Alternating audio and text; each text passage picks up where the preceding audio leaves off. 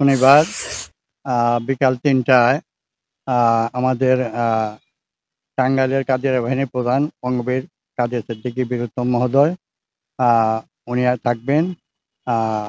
মুক্তিযোদ্ধাদের এই অনুষ্ঠানের জন্য সকল প্রস্তুতি আমরা সম্পন্ন করেছি। আমরা ব্যাপকভাবে প্রচার করেছি যাতে মুক্তিযোদ্ধারা সমাবেশে উপস্থিত থাকেন। আশা করি আমাদের অনুষ্ঠান সাকসেসফুল হবে। এখানে বসুন্ধরা টিস্যু অশুদ্ধতার বিরুদ্ধে এক বিন্দুও ছাড় নয়। বর্তমান পরিস্থিতির উপরে মুক্তিযোদ্ধাদের করণীয় এবং আমাদের ব্যাপারে কী নির্দেশনা দেন বঙ্গবীর কাদের সিদ্দিকী সাহেব, সে লক্ষ্যে বিস্তারিতভাবে আমাদের মুক্তিযোদ্ধাদের নিয়ে আলোচনা করবেন। ৭১-এর সৈনিক আমরা। বঙ্গবীর কাদের সিদ্দিকীর নেতৃত্বে কাদিরা বাহিনী টাঙ্গাইলে গঠিত হয়েছিল।